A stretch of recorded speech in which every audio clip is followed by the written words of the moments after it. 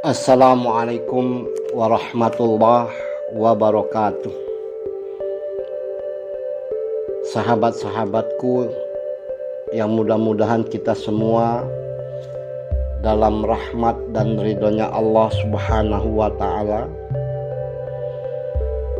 Sebuah cerita yang patut menjadi renungan bagi kita semua, dan mudah-mudahan cerita ini akan memberikan motivasi kepada kita semua untuk dapat berbuat baik dan berbakti kepada kedua orang tua kita. Terlebih-lebih lagi jika kedua orang tua kita masih hidup. Ini adalah kesempatan emas bagi kita untuk dapat berbuat baik dan berbakti kepada keduanya. Berikanlah perhatian dan kasih sayang yang penuh kepada keduanya. Berkatalah dengan lemah lembut, diiringi dengan akhlak yang mulia kepada keduanya. Kata Allah Subhanahu wa ta'ala dalam surat Al-Isra ayat 23, wa qadha rabbuka alla ta'budu illa iyyahu wa bil walidaini ihsana imma yablughanna indakal kibara ahaduhuma aw kilahuma fala taqullahuma uff wala tanharhuma wa qullahuma qawlan karima. Dan Tuhanmu telah memerintahkan kepadamu agar kamu tidak menyembah sesuatu selain menyembah Dia. Dan hendaklah kamu berbuat baik kepada ibu bapakmu.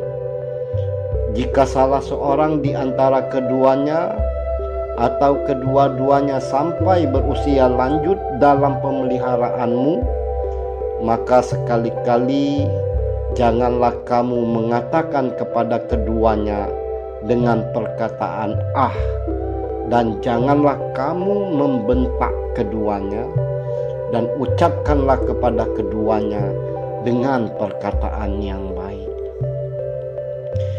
Jika kamu berada jauh dari sisi kedua orang tuamu, maka sempatkanlah waktumu untuk berbicara kepada keduanya lewat teleponmu, walau dalam waktu 2 atau 3 atau 5 menit, sekedar untuk menanyakan tentang keadaan keduanya. Apakah keduanya dalam keadaan baik dan sehat saja, atau sebaliknya? Hal inilah yang akan membuat mereka menjadi senang dan bahagia. Jika mereka dalam keadaan sakit, maka jagalah dan rawatlah mereka dengan penuh kesabaran dan keikhlasan. Dan sebisa mungkin penjagaan dan perawatan terhadap mereka kamulah yang mengerjakannya. Mungkin saja kita bisa membayar jasa orang untuk melakukan penjagaan dan perawatan terhadap mereka dengan segenap kekuatan keuangan yang kita miliki.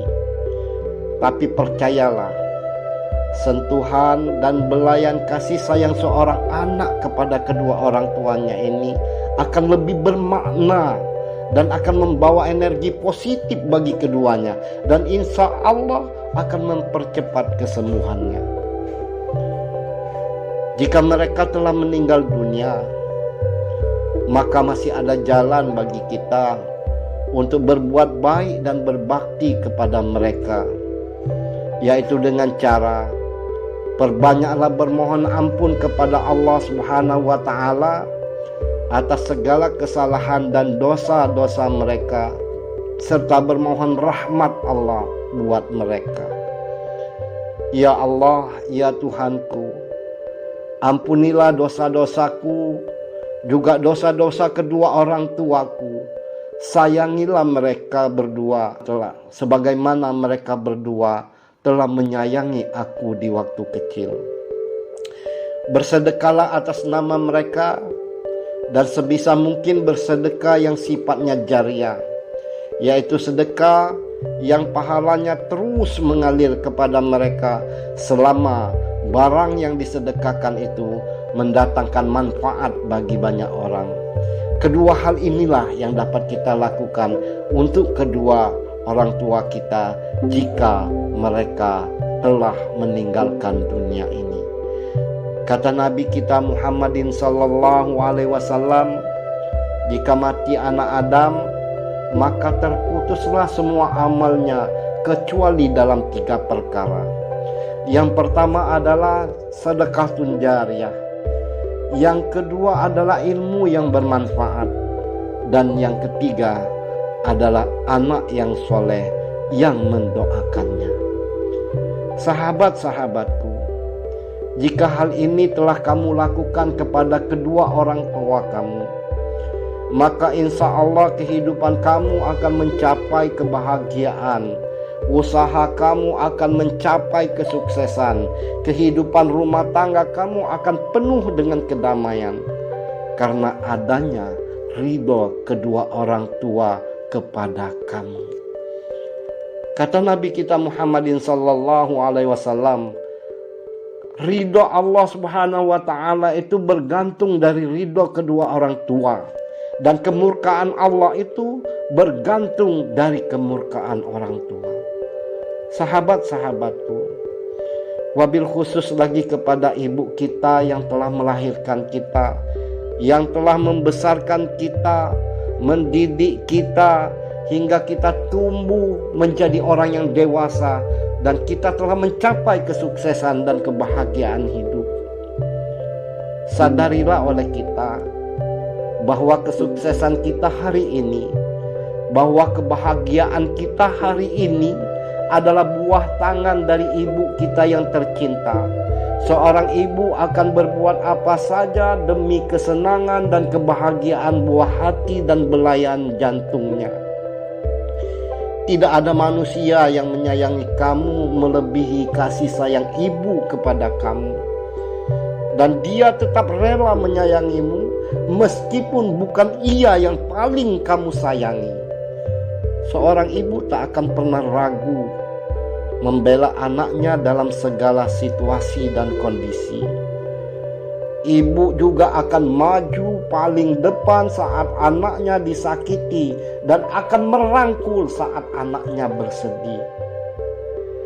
Saat hidupmu bahagia, ibumu tidak pernah memintamu untuk membagikan kebahagiaanmu kepadanya. Tapi saat kamu terluka, ibu selalu datang untuk menerima bagian dari lukamu. Bahkan seorang ibu rela melakukan kebohongan asalkan anaknya senang dan bahagia. Sebuah cerita yang menceritakan kegigihan seorang ibu untuk kesenangan dan kebahagiaan anaknya. Sekalipun ia melakukan kebohongan, sekalipun ia sesungguhnya dalam penderitaan. Cerita ini bermula ketika seorang anak masih kecil yang terlahir dari sebuah keluarga yang miskin. Bahkan untuk makan saja seringkali kekurangan. Ketika makan, sang ibu memberikan bagian nasinya untuk sang anak.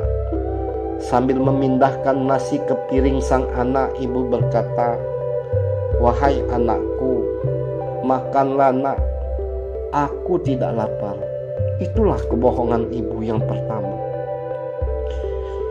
Ketika sang anak mulai tumbuh dewasa, ibu yang gigih ini sering meluangkan waktu senggangnya untuk pergi memancing ikan di kolam dekat rumahnya. Sang ibu berharap dari ikan hasil pancingannya itu ia dapat memberikan sedikit makanan bergizi untuk pertumbuhan sang anak belayan jantungnya. Sepulang dari memancing, ibu memasakkan sup ikan yang segar yang dapat mengundang selera makan. Sewaktu sang anak memakan sup ikan itu, sang ibu duduk di sampingnya, dan memakan sisa daging ikan yang masih menempel di tulang ikan itu, yang merupakan bekas sisa tulang ikan yang dimakan sang anak. Sang anak melihat ibunya seperti itu, hatinya pun tersentuh. Lalu menggunakan sendoknya dan memberikan kepada ibunya. Tetapi sang ibu dengan cepat menolaknya dan berkata, "Wahai anakku, makanlah nak, aku tidak suka makan ikan." Itulah kebohongan yang kedua yang dilakukan oleh sang ibu. Sekarang sang anak sudah masuk sekolah menengah, dan demi membiayai sekolah sang anak, ibu bekerja di sebuah koperasi dan membawa sejumlah kotak korek untuk ditempel. Dan hasil tempelannya itulah yang membuahkan sedikit uang untuk menutupi kebutuhan hidupnya. Di suatu malam, sang anak terbangun dari tidurnya dan ia melihat sang ibu masih bertumpu pada lilin kecil, dan dengan gigihnya sang ibu tetap melanjutkan pekerjaannya menempelkan kotak-kotak korek api tersebut. Lalu sang anak berkata, "Ibu, tidurlah, sudah malam, besok pagi ibu masih harus kerja."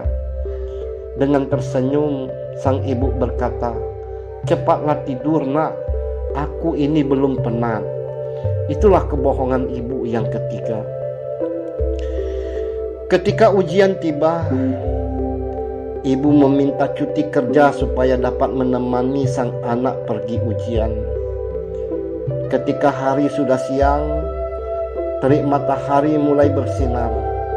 Ibu dengan tegarnya dan giginya menunggu sang anak di bawah terik matahari selama beberapa jam. Ketika lonceng berbunyi menandakan ujian sudah selesai, sang ibu segera menyambut sang anak dan menuangkan air teh yang sudah disiapkan dalam botol yang dingin untuk anaknya. Teh yang begitu kental tidaklah dapat dibandingkan dengan kasih sayang yang jauh lebih kental.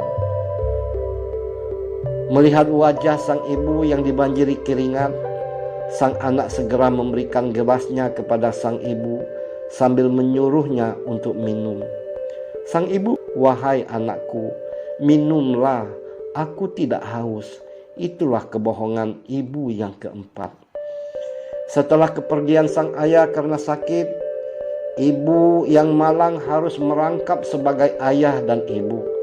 Dengan berpegang pada pekerjaan dia yang dulu, dia harus membiayai keperluan hidup keluarga yang semakin hari semakin susah, tiada hari tanpa penderitaan. Melihat kondisi keluarga ini yang semakin menderita, seorang tetangga yang baik hati yang tinggal di dekat rumahnya pun membantu sang ibu, baik dalam masalah yang besar maupun dalam masalah yang kecil ini, seringkali menasehati kepada ibu untuk menikah lagi. Tetapi sang ibu memang keras kepala, tidak mengindahkan nasihat itu, dan ibu berkata, "Saya tidak butuh cinta." Itulah kebohongan ibu yang kelima. Setelah sang anak tamat dari sekolah dan bekerja, ibu yang sudah tua waktunya pensiun. Tetapi ibu tidak mau.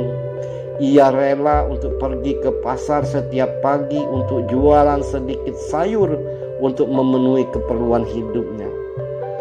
Kakak dari sang anak yang bekerja di luar kota sering mengirimkan sedikit uang untuk membantu memenuhi keperluan ibu. Tetapi sang ibu berkeras tidak mau menerima uang tersebut, malahan mengirimkan balik uang tersebut. Ibu berkata, "Saya ada duit." Itulah kebohongan ibu yang keenam. Seiring dengan perjalanan waktu, sang anak telah menyelesaikan sekolahnya dan melanjutkan kembali pendidikannya, kuliah di salah satu universitas ternama di Amerika. berkat beasiswa dari sebuah perusahaan, dan pada akhirnya ia bekerja di perusahaan tersebut dengan gaji lumayan tinggi. Sang anak bermaksud mengajak ibu untuk menikmati hidup di Amerika, tetapi ibu yang baik hati bermaksud tidak mau menyusahkan anaknya. Ibu pun berkata, "Wahai anakku, aku tidak biasa tinggal di negara orang."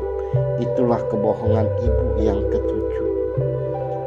Setelah memasuki usia yang tua, ibu terkena penyakit kanker usus, harus dirawat di rumah sakit. Sang anak yang berada jauh di seberang samudera Atlantik terus segera pulang untuk menjenguk ibunda tercinta. Sang anak melihat ibu yang terbaring lemah di ranjangnya setelah menjalani pembedahan. Ibu yang kelihatan sangat tua menatap wajah sang anak dengan penuh kerinduan. Walaupun senyumnya tersebar di wajahnya, terkesan agak kaku karena sakit yang ditahannya. Terlihat dengan jelas betapa penyakit itu menjamahi tubuh ibu, sehingga sang ibu terlihat lemah dan kurus kering. Sang anak menatap wajah sang ibu sambil berlinang air matanya. Hatinya perih, sakit sekali melihat sang ibu dalam keadaan seperti itu. Tetapi sang ibu dengan tegarnya berkata, "Wahai anakku, jangan menangis anakku. Aku tidak sakit anakku." Itulah kebohongan ibu yang ke-8. Setelah mengucapkan kebohongannya yang ke-8, sang ibu tercinta menutup matanya untuk terakhir kalinya dan meninggalkan sang anak untuk selama-lamanya. Sahabat-sahabatku, dari cerita di atas, saya percaya semua kita pasti merasa tersentuh dan ingin sekali mengucapkan terima kasih Ibu. Sejenak kita merenung dan bermuhasabah dari cerita tersebut. Sudah berapa lamakah kita tidak menelepon ayah dan ibu kita? Sudah berapa lamakah kita tidak menghabiskan waktu kita untuk berbincang dengan ayah dan ibu kita di tengah-tengah aktivitas kita yang sangat padat ini? Kita selalu mempunyai beribu-ribu alasan untuk meninggalkan ayah dan ibu kita yang kesepian. Kita selalu lupa akan ayah dan ibu yang ada di rumah. Jika dibandingkan dengan pasangan kita, kita pasti lebih peduli dengan pasangan kita. Buktinya, kita selalu risau akan kabar pasangan kita. Risau apakah dia sudah makan atau belum. Risau apakah dia bahagia ataupun tidak. Namun, apakah kita pernah merisaukan kabar dari orang tua kita? Risau apakah orang tua kita sudah makan atau belum. Risau apakah orang tua kita sudah bahagia atau belum. Apakah ini benar? Kalau hal ini benar, coba kita renungkan kembali lagi. Di waktu kita masih mempunyai kesempatan untuk membalas budi orang tua kita, lakukanlah yang terbaik. Jangan sampai ada kata menyesal di kemudian hari. Wassalamualaikum warahmatullahi wabarakatuh.